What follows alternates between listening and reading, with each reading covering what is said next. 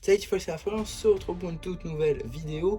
Aujourd'hui, présentation de magazine Lego Ninjago Dragon Rising de décembre 2025. On est donc sur le dernier magazine Lego Ninjago Dragon Rising de cette année. Et je dirais même le dernier magazine Ninjago normalement, sauf si Blue Ocean me fait mentir dans les prochains jours. En tout cas, on va donc commencer cette présentation avec tout d'abord la mini-figurine. Juste ici, vous avez la mini-figurine de Cole Spectral ou encore Cole Chasseur de Fantômes, une figurine qui est plutôt cool à retrouver dans le magazine, effectivement, hein. Une figurine qui normalement est exclusive à seulement 2 sets, le Topple Bounty à 200 € et le combo à 90 €. Donc l'avoir dans ce magazine à 7 €, je veux dire que c'est vraiment cool.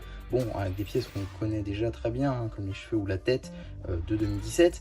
Mais sinon, pour ce qui va être de l'épaulette, et ben, c'est tout nouveau de juin 2025, avec du double moulage, du coup doré et noir qui rend plutôt pas mal. On a également de très beaux imprimés qu'on verra un petit peu mieux tout à l'heure. Des bras en Dark Pearl Grey qui se connectent assez bien avec ce qu'on peut voir sous la tunique noire, avec des petits détails orange évidemment pour coller avec l'identité de Cole. On a également quelques petits détails en Dark Tan comme des petites étiquettes avec les initiales de Cole dessus. On a également une petite ceinture en Dark Red, pour ne pas dire Bordeaux évidemment, qui sera commune à tous les ninjas. Sur les jambes du coup on retrouve également ces petits détails orange qui collent assez bien avec le noir, il faut le dire.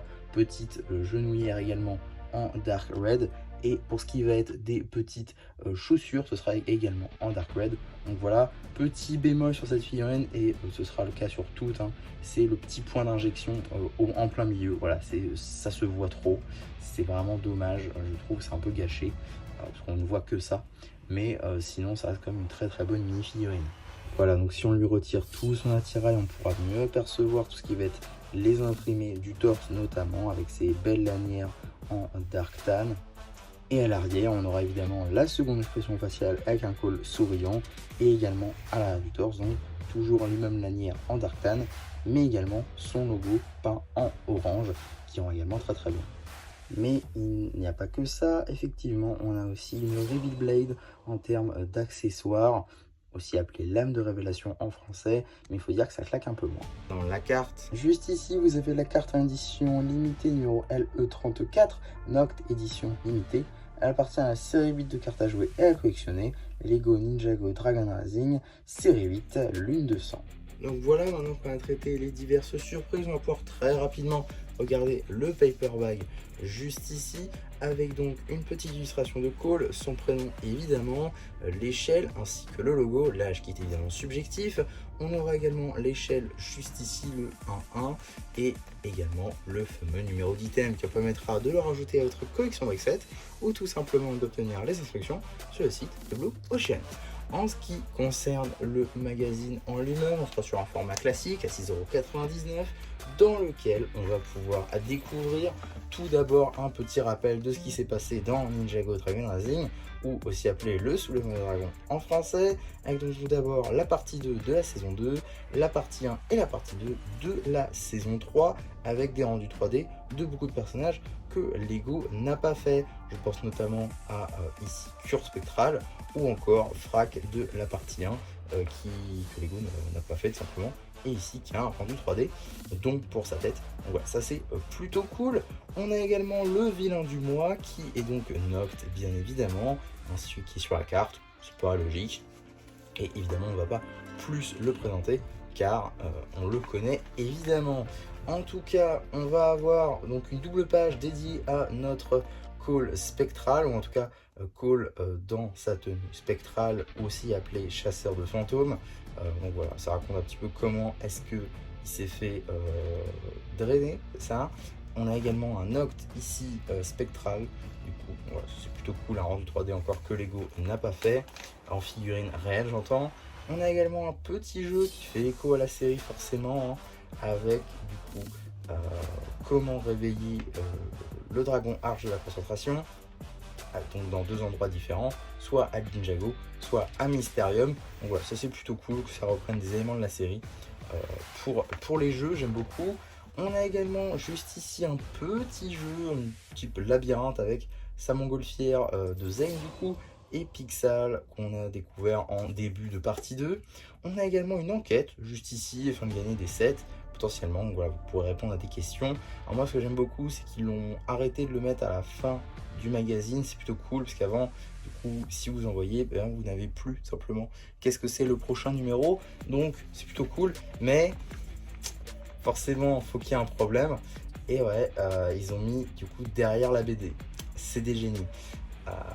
Bon, d'accord, pourquoi pas. Donc on a un passager clandestin, ce sera le nom de cette nouvelle BD qui sera évidemment exclusive jusqu'à ce qu'il y ait des magazines comics. En tout cas, là je vois un guerrier de la cité des temples en mode stylo. Là j'ai l'impression que c'est un stylo Ninjago, ça me fait très classe, très classe. En tout cas, évidemment, on va pas s'y attarder plus longtemps, hein, parce que j'ai évidemment une chaîne BD qui est dédiée, donc vous la retrouverez dessus, bien évidemment. En tout cas, on passe rapidement dessus pour directement avoir du coup un petit jeu sur le thème des dragons sources. Et on peut utiliser du coup la Reveal Blade qu'on a dans les sets, enfin dans le paper bag, afin de regarder du coup qu'est-ce qui est caché derrière tout ça. C'est très marrant, je trouve ça cool.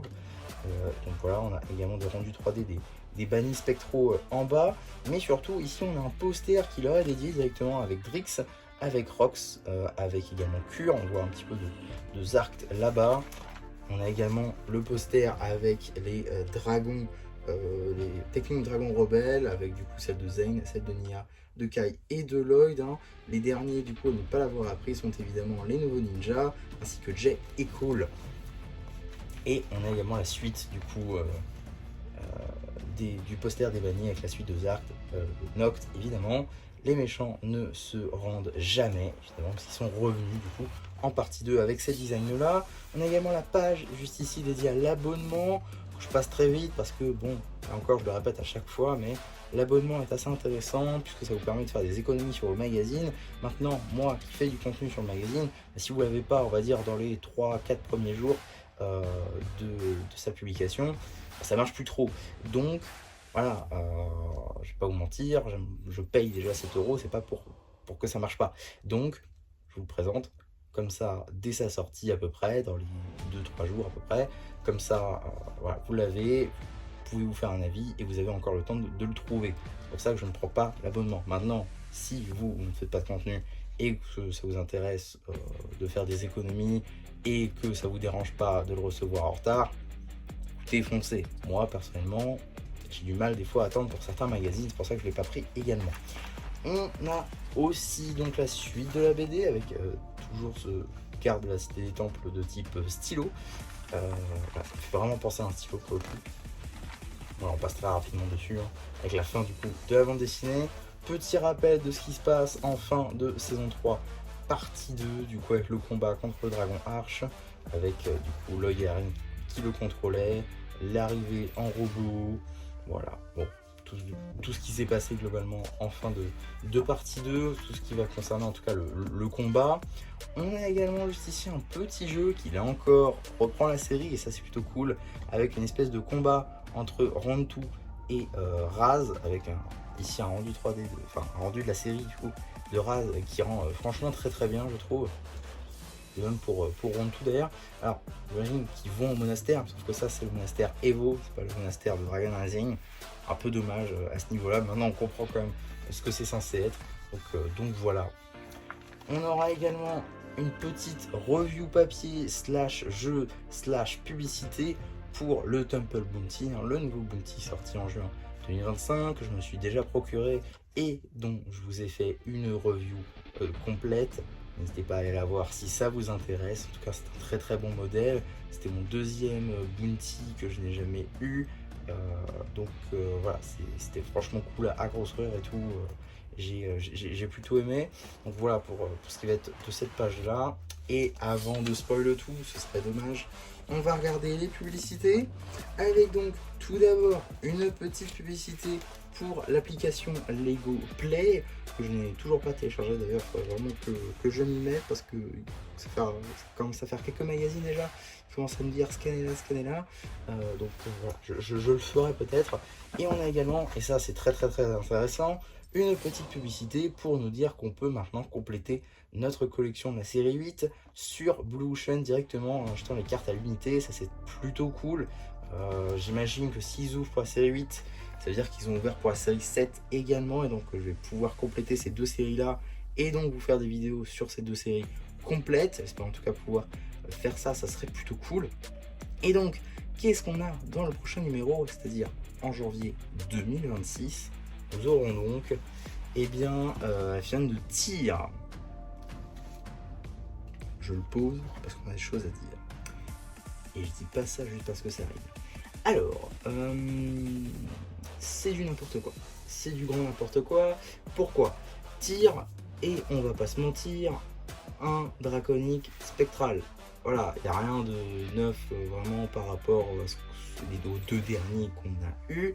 On a eu 2 fois le Gaïa draconique, une fois sans aile et avec les jambes de fantôme dans le magazine Dragon Rising, et une autre fois avec les jambes et sans les ailes dans le magazine Legacy. Maintenant on se retrouve avec forcément, j'ai envie de dire, tir, effectivement avec une certaine variante, c'est-à-dire le casque qui est évidemment différent. On a quand même les ailes, ça reste plutôt intéressant. Maintenant, est-ce que c'était vraiment intéressant à passer? Vous allez me dire, qu'est-ce que je raconte? Je m'explique. Tir en Allemagne est censé sortir dans le... Non, il est déjà sorti. Mais ce que je veux dire, c'est qu'il sortait après un autre magazine, c'est-à-dire plutôt 2 numéros après celui de Cole. Voilà, celui qui avait après Cole, c'était Frac. Et c'était plutôt logique car Frac était la dernière mini-figurine du set du combo, c'est-à-dire un set à 90 € dans lequel Cole apparaît, et dont je vous ai cité tout à l'heure. Mais c'était la dernière figurine qu'on n'avait pas eue dans ce magazine. Donc c'était plutôt logique de finir, on va dire, cette collection-là, d'avoir toutes les figurines du combo dans le magazine. Le fait est que ça n'a pas été le cas, et donc qu'on va passer Frac manifestement, et c'est vraiment dommage. Pourquoi? Parce que Frac est une figurine qui cote beaucoup, elle tourne autour des 25 € en ce moment, en tout cas c'est ce que je vois sur le marché secondaire, ce qui est assez cher, et c'est une figurine qui va être assez intéressante et assez importante, étant donné qu'elle va également apparaître dans Dragon Rising saison 4, et que la figurine n'apparaît pas dans les sets de la saison 4.